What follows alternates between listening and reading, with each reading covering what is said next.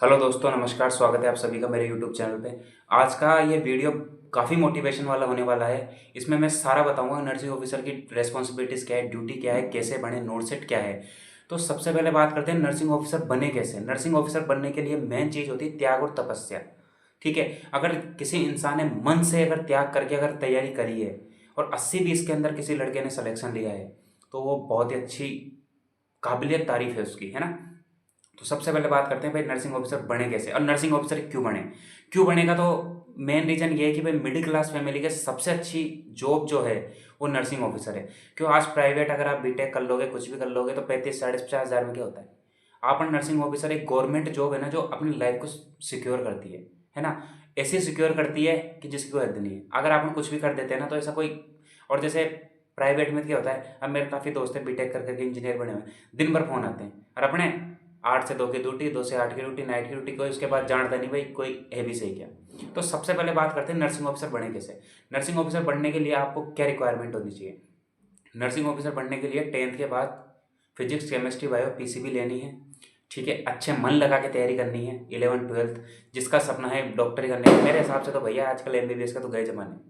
क्योंकि एमबीबीएस करने के बाद भी ऐसी ज़िंदगी झंड कर देते हैं वो लोग, जेआर बना देते हैं। फिर उसके बाद फिर वो नीट पीजी में उसके लिए लड़ते रहो, कोई मतलब नहीं। फिर भी उनकी सैलरी लाख, 1.5 लाख, 2 लाख जाती है ना।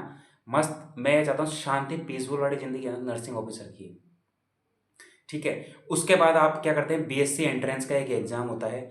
उसके बाद फिर आपको उसमें एग्ज़ाम देना होता है। उसके बाद आपको कॉलेज मिलते हैं। कॉलेज मिलने के बाद 4 साल की नर्सिंग होती है, BSc nursing. First year, second year, third year, fourth year. First year के अंदर 15-16 महीने की होती है, सेकेंड ईयर होती है, थर्ड ईयर होती है, ऐसे करते फोर्थ ईयर होती है। फिर 4 साल होने के बाद, उसके बाद क्या होता है, 4 साल होने के बाद फिर एक एग्ज़ाम होता है। उसके बाद अपन को दो अपॉर्चुनिटी मिलती है, तो प्राइवेट में चल जाएं या गवर्नमेंट सेक्टर में आ जाएं, टीचिंग लाइन में चल जाएं, है ना। तो प्राइवेट में जाने का मतलब तो ये है कि अपने पैरों पे कुल्हाड़ी मारना। 10,000 रुपये में नौकरी कराते कोई मतलब नहीं है। अब बात करेंगे साहब गवर्नमेंट में कैसे करें। गवर्नमेंट की तैयारी के लिए एक नोट सेट का एग्जाम होता है जो 2020 से स्टार्ट हुआ है। नोट सेट के एग्जाम में ये होता है कि 80-20 का रेशो चलता है साहब इसके अंदर। 80-20 के अंदर ये होता है 80% गर्ल्स को लेते हैं, 20% बॉयज़ को लेते हैं, है ना। ये इस तरीके से एक एग्जाम होता है नोट सेट का। उसके अंदर काफ़ी मस्त तरीके से पेपर होता है। 2 पेपर होते हैं, प्री होता है, मेंस होता है। ठीक है, उसके बाद बात करेंगे साहब, ये तो एग्जाम के बारे में हो गया। ये तो नर्सिंग ऑफिसर बने कैसे।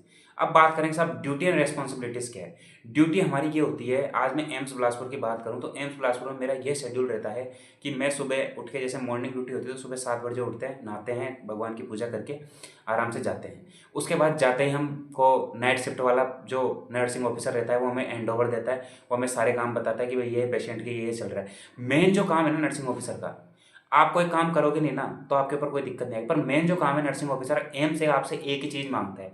एम्स आपसे वो चीज़ मांगता है कि आपको हर चीज़ का डॉक्यूमेंट करना है। अगर आपने नर्सिंग ऑफिसर के कैनुला भी लगाया है ना तो उसको भी लिखना है। अगर नर्सिंग ऑफिसर की नॉर्मल सलाइन की बोतल लगे तो वो लगाए, लिखना है। सेंट्रल लाइन की करना है, ड्रेसिंग करना है, सारे काम रहते हैं। ठीक है, मतलब ले देखिए बात यह है कि नर्सिंग ऑफिसर के ऊपर ही एम्स चल रहा है। अगर एम्स में अगर नर्सिंग ऑफिसर नहीं होंगे, अगर एम्स में नर्सिंग ऑफिसर अगर स्ट्राइक पे आ जाए तो एम्स का इधर से उधर हो जाए, डगमगा जाए वो। Nursing officer is a backbone of the AIIMS.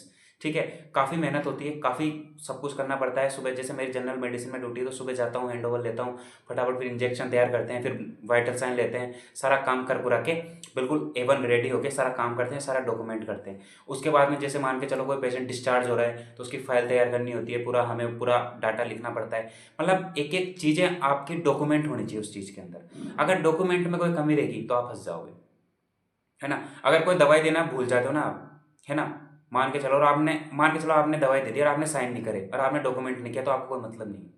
फिर आपके ऊपर ही आएगा कि आप तो पेशेंट तो इतना जानता नहीं है, डॉक्टर आपको आके पकड़ेगा। और ये है कि डॉक्टर का इतना काम नहीं है। नर्सिंग को एक, मान के चलो कि भगवान का दूसरा रूप माना गया कि नर्सिंग एक ऐसी फील्ड है जिसके अंदर आपको नौकरी भी मिल रही है, साथ के साथ में आशीर्वाद भी मिल रहा है, साथ के साथ में लोगों की दुआएं भी मिल रही है, एक एक सा मौका मिल रहा है कि हम किसी लोग की सेवा कर पा रहे हैं। तो ये हमारे लिए बहुत अच्छी अपॉर्चुनिटी है ना। ये हमारी ड्यूटी है, रेस्पॉन्सिबिलिटी यही है, हमें बहुत अच्छे तरीके से काम करना है, मन लगा के काम करना है। हमें 1% ऐसा नहीं करना कि हमें जैसे, एक तो भेदभाव नहीं करना। कोई मान के चलो कोई नीची कास्ट का, कोई ऊंची कास्ट का, तो मतलब हॉस्पिटल में सारे पेशेंट एक जैसे हैं हमारे लिए। अगर मान के चलो मेरी फैमिली वाला भी एडमिट होता है तो मेरे लिए वो भी वही है, और दूसरे की फैमिली वाला दूसरा होता है तो मेरे लिए वो भी वही है। ठीक है, क्योंकि अपन को सिखाया ये गया है। उसके बाद बात करते हैं कि नोट सेट क्या है। नोट सेट यही है साहब, 2 एग्ज़ाम होती है, 80-20 का रेशो चलता है ना? अच्छे तरीके से एग्ज़ाम देनी होती है, बहुत मन लगा के तैयारी करनी होती है। अगर दिल लगा के, क्योंकि इसके अंदर बहुत अच्छे, मान के चलो जो नोट सेट में सिलेक्शन हो जाता है, उसके बाद टीचिंग की अपॉर्चुनिटी, आप पढ़ा भी सकते हो, आप कोचिंगों के अंदर काम भी कर सकते हो टेस्ट सीरीज़ का, तो ये अलग से कमाई हो जाती है अपनी। यूट्यूब पे चैनल भी बढ़ा सकते हो, है ना? लोगों को मोटिवेट भी कर सकते हो, लोगों का साथ भी दे सकते हो, मतलब बहुत ही अच्छी अपॉर्चुनिटी मिलती है।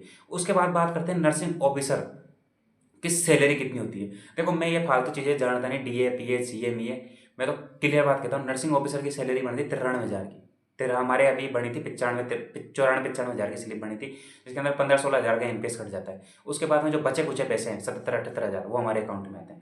77-78 अकाउंट में से मान के चलो वो एचआरए मिल जाता है, टीए, डीए, सीए, पीए जो भी मिलता है ना? उसके बाद ड्रेस अलाउंस के पैसे मिल जाते हैं। तो मतलब ठीक ठाक सैलरी है। 80,000 रुपये मिलना कोई कम बात नहीं, और इतनी छोटी उम्र में 80,000 रुपये कमाना बहुत अच्छी, बहुत बड़ी अपॉर्चुनिटी है।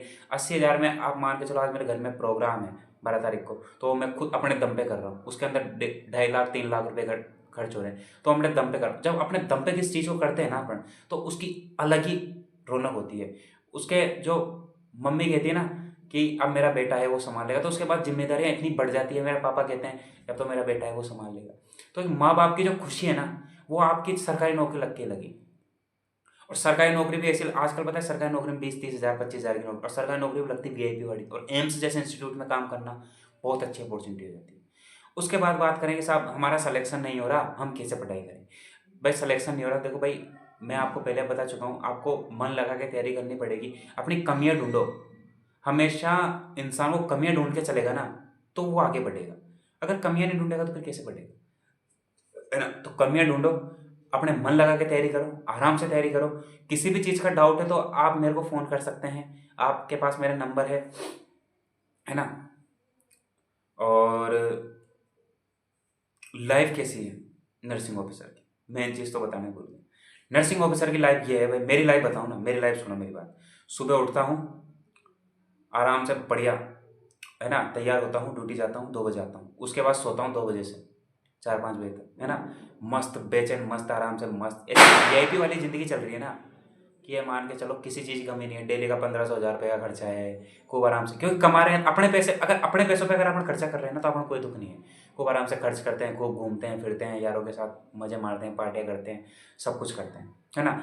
उसके बाद बात करें, उसके बाद फिर मेरा पढ़ाई का रहता है, फिर थोड़ी देर 2-3 घंटे पढ़ता हूँ। फिर उसके बाद फिर मैं थोड़ा टेस्ट वेस्ट का काम करता हूँ, कोचिंग वोचिंग काम कर लेता हूँ। उसके बाद फिर मैं जिम जाता हूँ, फिर मैं बॉडी वॉडी बनाता हूँ, मोटा होऊंगा थोड़ा सा या पतला हो, है ना? फिर उसके बाद फिर मैं घर पे बात करता हूँ।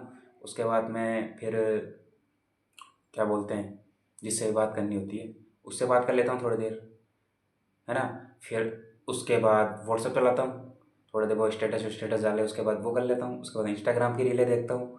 उसके बाद फिर दूध वूध पी के आराम से मस्त है ओके, फिर सो जाता हूँ, फिर सुबह उठ के चल जाता हूँ। नाइट शिफ्ट के अंदर ऐसी बुरी हालत हो जाती है भैया, नाइट शिफ्ट मतलब ये मान के चलो, नाइट शिफ्ट तो एक ऐसा कलंक मार दिया जिसको हद नहीं है। क्योंकि नाइट शिफ्ट पूरी रात काम करते हैं, फिर सुबह आते हैं, फिर न तो रोटी खा पाते हैं ना कुछ कर पाते हैं। सुबह सुबह आके सोते हैं तो शाम हो जाती है, फिर उठ के चल जाते हैं। तो ऐसा होता है। मतलब ले दे के बात ये है कि वीआईपी वाली जो फीलिंग लेनी है ना, तो आप नर्सिंग ऑफिसर बन के ले सकते हो, है ना? तो मस्त आराम से तैयारी करें, मस्त तरीके से रहें, 1% टेंशन नहीं लें।